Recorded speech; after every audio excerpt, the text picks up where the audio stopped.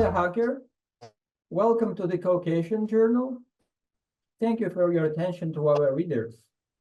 In the Bundestag, you are representing Bavaria, but it seems you have a genuine interest in our part of the world, namely in Georgia. May I ask you to tell us a little bit more about yourself and how you got interested in Georgia?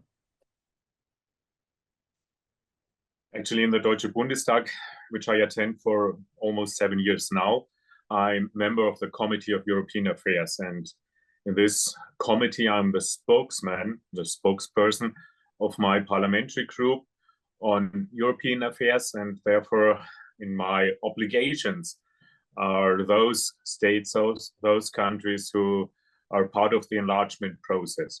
And whenever I come to a country, I try to not only to meet the politicians, but also the civil society people, young people especially. And I found on my first visit in Georgia, not only a genuine interest of the people, of the younger people, especially on becoming member of this bigger European community of the European Union.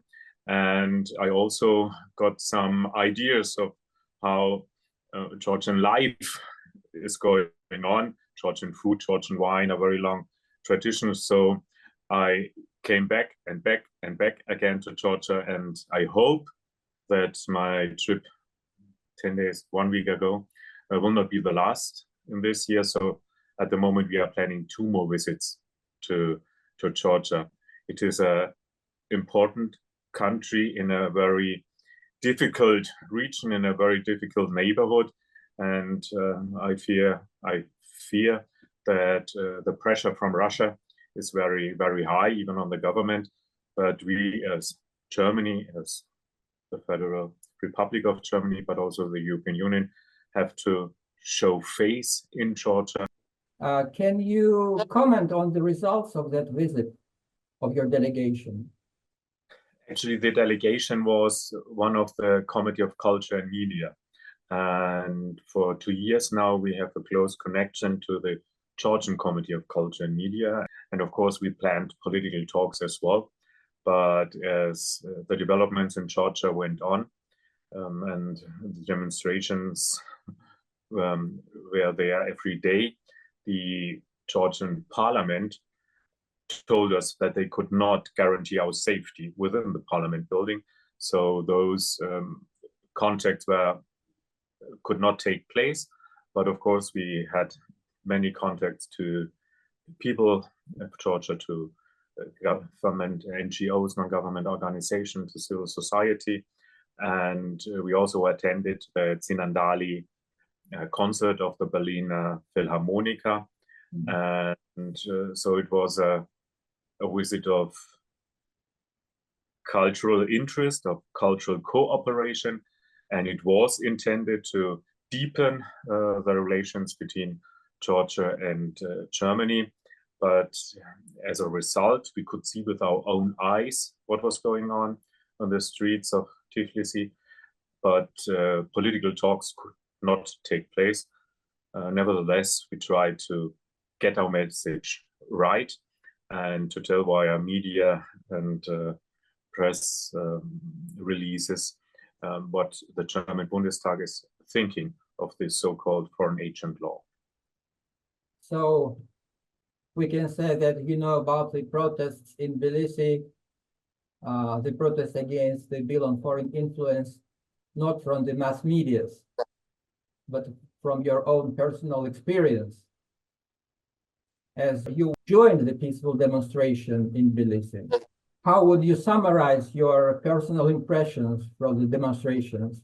We went onto the streets of Tbilisi and saw the young generation, people laughing, people demonstrating. There was a good mood, a positive mood. People went on the streets for their own future. The people on the streets had a very clear view on which direction Georgia should go and what political measures should be done. And so it was impressively positive impression I got. And on Monday, when the government called for their demonstrations, we did not take part at the demonstration, but we were around our hotel and could see the buses that brought the people from all around Georgia to the capital. And you could see the people who had nothing of this positive, of this knowledge why they are on the street. And one thing I did not recognize on Sunday, but I did recognize on Monday, was that there was a lot of rubbish in the streets and a lot of remaining things. Fortunately, even this Monday demonstration, there did not show any signs of violence. Unfortunately, on Tuesday, this time was over, and we still were in Georgia, but no longer in Tbilisi. So I'm very concerned of the situation. On one day, on Sunday, we thought this will be the future of Georgia, and on Sunday and on Monday, the next demonstration seemed to be the past of Georgia. And I hope the young generation, the future of Georgia, will a future within the European Union.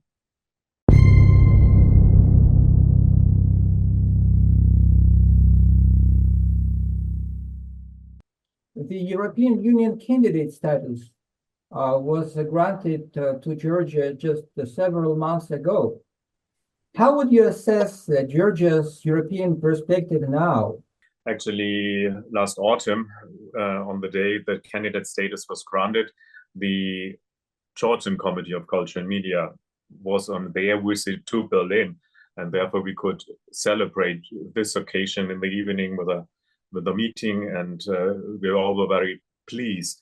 I always said that the candidate status was granted to the people of Georgia and not to the Georgian government, because out in the process towards this day, there were recommendations that should have been fulfilled by the government, 12, later on 9 recommendations. And if you look at those recommendations, today you see that the last developments, the last weeks, the acting of the Georgian governments do anything to hinder this process. So the Georgian Green government at the moment is acting against those recommendations by the European Union, polarization and oligarchization, and the laws both should be reduced, but they are put even stronger. So and in addition,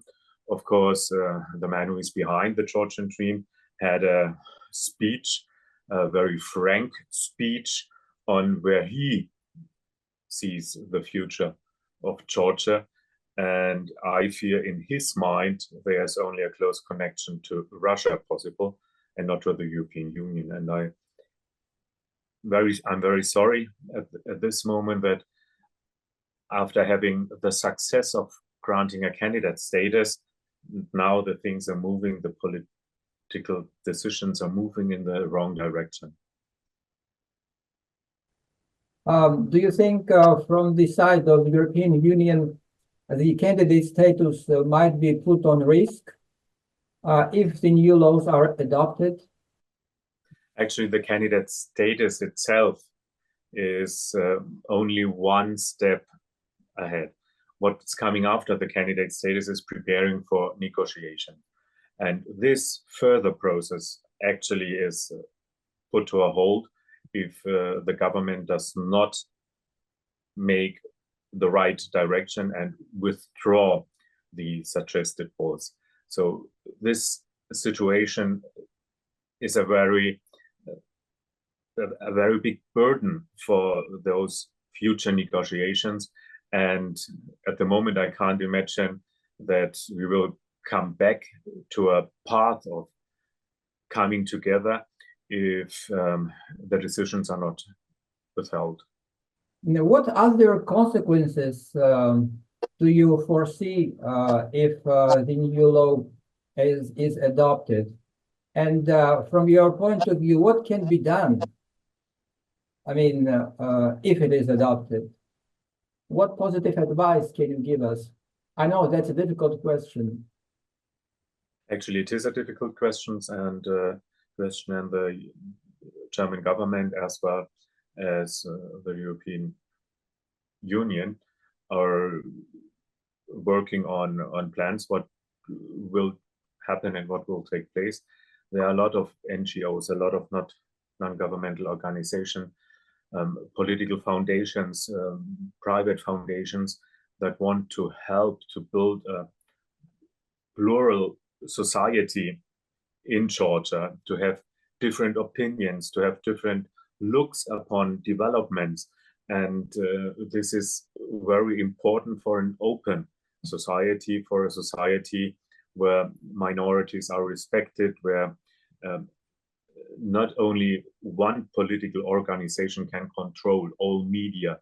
Of course, autocratic political systems are in fear of different political opinion, of pluralism, of democracy itself. And therefore, these proposed changes or passed or adopted changes by the Georgian Dream government are of a big concern. The European Union is not only helping to build a civil society, to build pluralistic structures in Georgia, but it's also giving money, aid for developing situations. This on the one side depends on the development of the society, of the pluralistic society. So if the Georgian government stops building a pluralistic, democratic society, on the other side, it cannot expect that other help and other aid will flow into Georgia as it did in the past. So this is a really crucial decision, and I will not threat anyone which money might be or which project might be withdrawn, but there is a risk and there could be severe decisions by the European Union as answer. I still hope that it won't get it that far, that we find ways of Georgia coming back to the European course. And I still hope that maybe elections held later this year have a majority that the 80% of the people represents the 80% of the people who want to join the European Union. At the moment, the government is doing the opposite of this.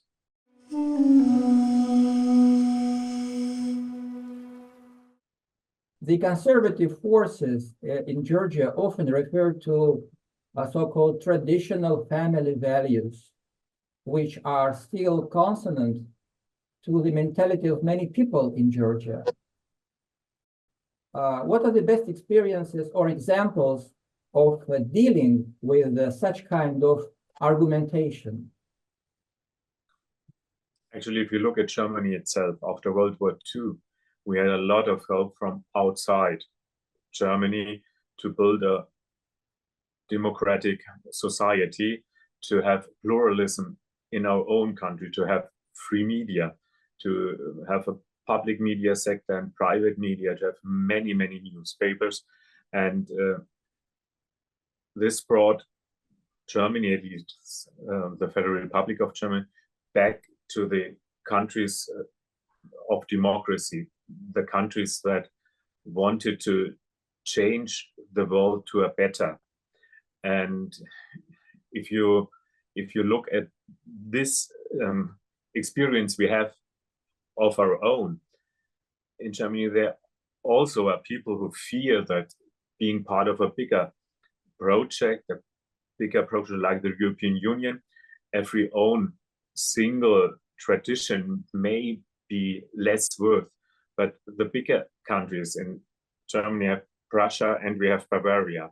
Those are different cultural approaches, different traditions, and they all still are there, and they all are part of this wonderful picture of Germany. and take into the bigger account, we have Italy, we have France, we have the Netherlands, we have so many countries that in their own way, the societies in their own way of living have specialities, have their own music tradition, theater tradition, have their own food, of course, and they all exist. But we all have one belief at the ground that the best way for people to live together is a democratic way with respect of the minorities, with free speech, with the possibility to speak freely, to choose the free choice of religion, that people respect each other, estimate their differences, but respect each other. And this is the European way. And Georgia is invited to follow this European way. And it's not necessarily that a country decides to go in this way. But if you look around, we celebrated 20 years of EU enlargement after the wall came down 20 years ago. Poland, Hungary, Czech, Slovak, and Malta and Cyprus as well could join the European Union. If you look at what they have achieved, those countries, both in democracy building on one side and in economic welfare, the people have a better life if they are part of this wonderful European Union. And therefore, we want to do everything to help the people of Georgia to join this big project.